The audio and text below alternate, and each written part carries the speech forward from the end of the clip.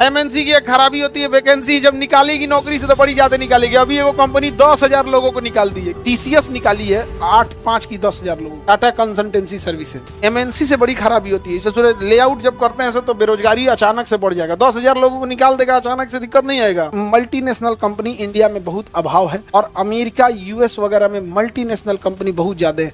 आप देखिए chat GPT वहां बना, बड़ी कंपनियां अगर डंपिंग करेगी तो रेट को क्या कर देगी, तबाह तबाह कर देगी। अब परचेजिंग करेगी तो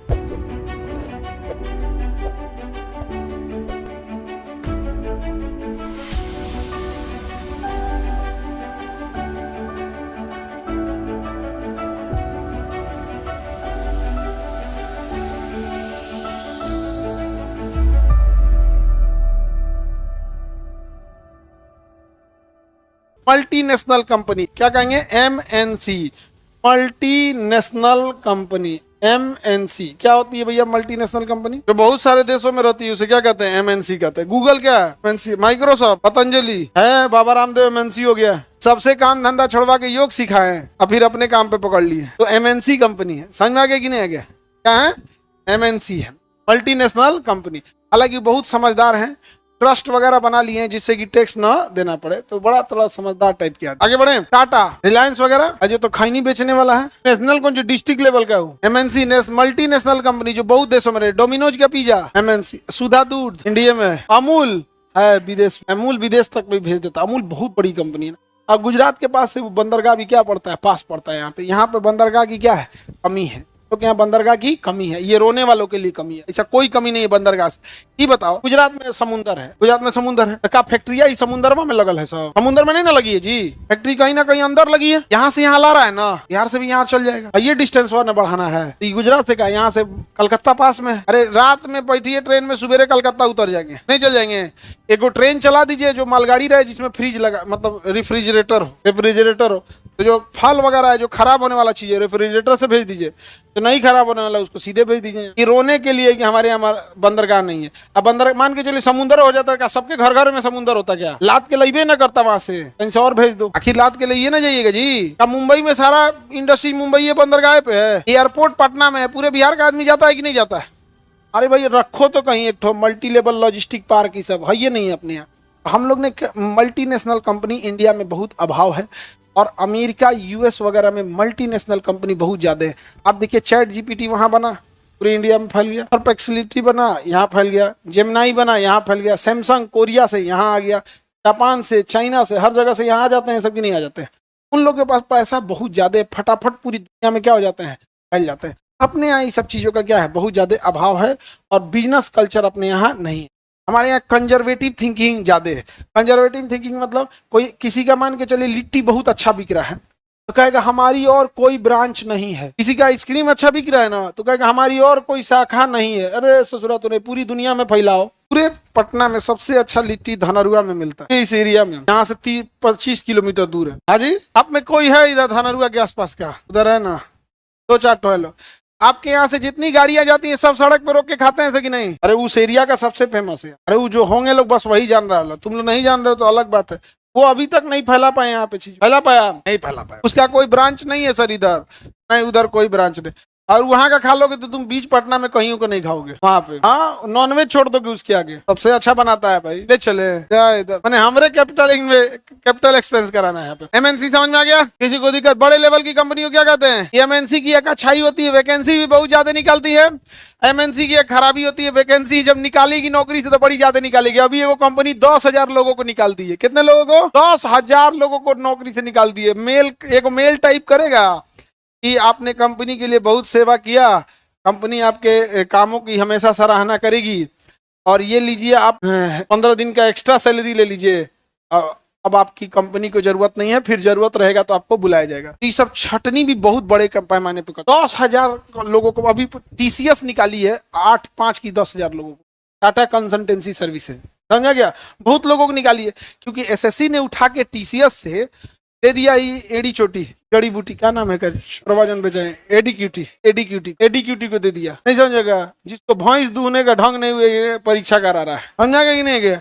एसएससी चेयरमैन अजीब मोबाइल उठा, कोई गड़बड़ी नहीं हुआ है यहाँ पे। नाच दिया कि नहीं नाच दिया। तो लेआउट भी बहुत करते हैं। तो इतने बड़े लेवल की कंपनी होती है, वो जब वैकेंसी निकालती है तो बहुत ज्यादा, और जब छटनी करेगा तो बहुत ज्यादा। एमएनसी से बड़ी खराबी होती है। इसे लेआउट जब करते हैं तो बेरोजगारी अचानक से बढ़ जाएगा। 10,000 लोगों को निकाल देगा अचानक से, दिक्कत नहीं आएगा। दूसरा, ये एमएनसी सब जब खरीदारी करते हैं सब ना किसी चीज का, तो शॉर्टेज आ जाता है।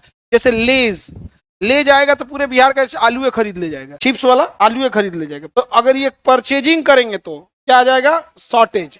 परचेजिंग करेंगे तो अच्छा, अगर ये चाहेंगे तो किसी चीज का दाम गिराना ना, तो वहां ले आके डंप कर देंगे। कोई चीज वहां ले आके क्या कर देंगे, डंप कर देंगे, तो रेट भी क्या हो जाएगा, गिर जाएगा। तो ये अगर अचानक खरीदे तो शॉर्टेज, ले आके पहुंचा दिया तो डंप, क्या हो जाएगा, डंप। सरकार कहता है एंटी डंपिंग टेस्ट, टैक्स लगा देगा, टैक्स। डंपिंग करने नहीं देता, डंपिंग करने नहीं देगा। जैसे मान के चलिए कि ये एलईडी लाइट है, एलईडी लाइट है, और इंडिया में इसका कारखाना लगने लगेगा। इंडिया में कारखाना अगर लगेगा और ये एलईडी लाइट अगर 100 रुपया का बिक रहा है और चाइना में यही 70 रुपया का बिक रहा है, तो चाइना की कंपनी कहेगी अरे बाप रे बाप, इंडिया वाला अगर बैठ गया, मार्केट पकड़ लिया तो दिक्कतें हो जाएगा। एक काम कर, अभी उठिए रहा है, अभी उठिए रहा है, 20 करोड़ एलईडी बल्ब ले आके क्या कर दो, डंप कर दो। तो जो 100 रुपया का मिलना चाहिए उसका कितना मिलेगा, 70 रुपया में। और बड़ी कंपनी है, वो आपके देश में नहीं कमाएगी, कहीं और कमा लेगी। यहाँ इसीलिए कहेगी रुक रुक तोरा बताते, पहले तुम बर्बाद हो जाओ। जियो ने क्या किया, डंपिंग कर दिया कि नहीं किया। जियो के पास इतना पैसा है, रिलायंस के पास, कि पेट्रोलियम से आ रहा है, टेक्सटाइल से आ रहा है, प्लास्टिक से, फार्मास्यूटिकल से आ रहा है, दुनिया भर का पैसा आ रहा है। उसने कहा एक काम करते हैं, 1 लाख करोड़ फूंक देते हैं, इसमें फ्री में दे देते हैं 1 साल तक। 1 साल तक क्या दे दिया, फ्री में। तो आया क्या दे दिया, फ्री में दे दिया। अब बाकी कंपनियों को पैसा लग रहा था, लोगों ने बाकी कंपनियों को छोड़ दिया। बाकी कंपनियों को छोड़ा तो 1 साल में वो कंपनियां तबाह होने लगी, क्योंकि एक को बिजनेस था। धीरे धीरे धीरे धीरे सब तबाह हो गई। देखा कि अरे बाप रे, 1-2 बच गया, 1 साल और फ्री रहेगा, फ्री कर दिया, आधा को मार दिया।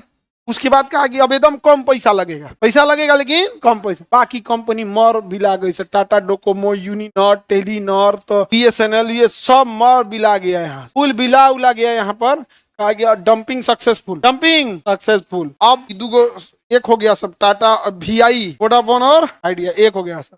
नहीं तो अकेले आइडिया का आइडिया नहीं काम कर रहा था। क्या हो गया हो, हम लोग का कोई आइडिया नहीं ले रहे हैं यहाँ पे।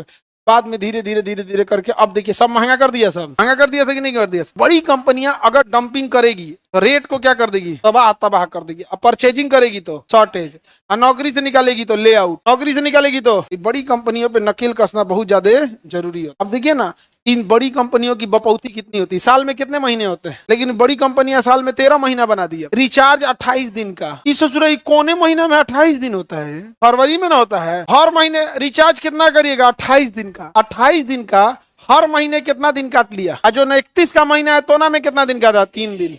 हाँ 3 दिन, यानी एवरेज हर महीने 2.5 दिन बढ़ा दिया, एवरेज हर महीने 2.5 दिन बढ़ा दिया। और साल में कितने महीने, 12, 12 दूनी 24, और 5 आधा 6 दिन, यहाँ 30 दिन हो गया। तो बताइए 12 महीने में 28 दिन का दिन करके कितना महीना कर दिया, 13। आप देख रहे हैं बड़ी कंपनियों ने आपके आंख के सामने घसका दिया, साल में कितना महीना कर दिया, आपको पता नहीं चला। 28 दिन का है किया गया, 13 महीने का पैसा ले हुआ। देखते हैं ना, गवर्नमेंट कुछ कर पाई, नहीं कर पाई। कंपनियों ने बीएसएनएल को जानबूझ के बर्बाद कर दिया, सरकारी कर्मचारियों ने बीएसएनएल को बर्बाद किया। लॉकडाउन में हम बीएसएनएल का वाईफाई लिए थे पढ़ाने के लिए, लॉकडाउन लग गया था तो वाईफाई के लिए तार बिछाना पड़ता है। 3 किलोमीटर तार हम बिछाए, 3 किलोमीटर, पैसा लिया हमरा से। बाद में बातचीत हुआ कि ना 3 किलोमीटर, हम बाद में हम कहेंगे इतना महंगा ले लेगा तब यहाँ पे। तो कहा ठीक है सर, एक काम करिए, 1.5 किलोमीटर का पैसा आप दे दीजिए और 1.5 किलोमीटर का हम दे देते। मजबूरी थी वहाँ, पुकार अपने में बात कर रहा था, पैसा ले लिया जाएगा, सरकार से कहा जाएगा हम लोग लगाए हैं, रुको ना 1 महीना रुको, अपने ही मास्टर पगलाएगा, अपने पैसा देंगे, इनको तो पढ़ाना है, मजबूरी है।